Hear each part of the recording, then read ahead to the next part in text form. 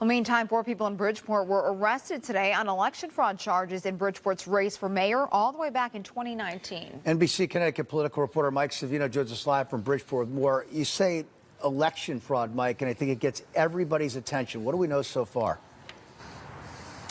Well, Amber and Kevin, one of the things you noted most importantly there is that it has nothing to do with the situation that played out this past election year, which saw 2 votes, 1 thrown out, and this election, Mayor Joe Ganem's most recent victory wasn't decided until February. These arrests today go all the way back to 5 years ago.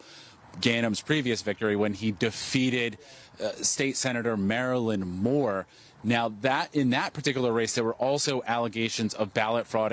In fact, some voters actually took Ganem and his campaign to court after he won the Democratic primary. They were not able to convince a judge to throw out the results.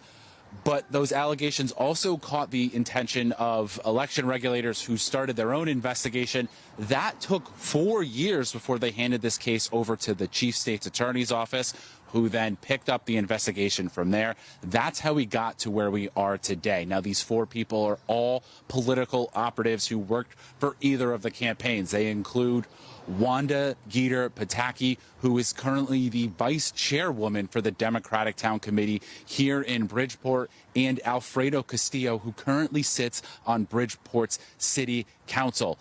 Also involved here today, Nilson Heredia, who was a campaign worker for Ganem, and Josephine Edmonds, who was a campaign worker for Moore. They face a range of charges. All of them have been charged with mishandling absentee ballots. Now, we reached out to an attorney for Geter Pataki.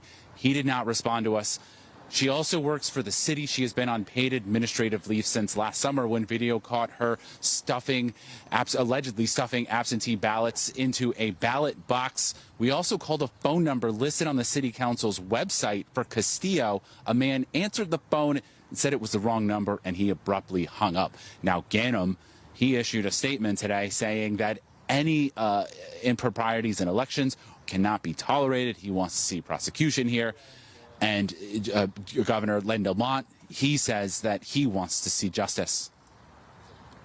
Justice will be served. This has gone on too long, and I'm really glad the state's attorney stepped in. It's a top-down. The only way they're able to get away with all of this is that it comes from the top. It comes from the chairman, it comes from the mayor, it comes from the leadership in Bridgeport. Now, Senator Marilyn Moore, who you heard from just there, she said she did expect some, as she called it, shenanigans, but she was surprised by the level of alleged wrongdoing in this election. We'll have so much more on this very big case. There's a lot to unwrap. We'll have more coming up at 5. For now, live from Bridgeport, Mike Savino, NBC Connecticut News.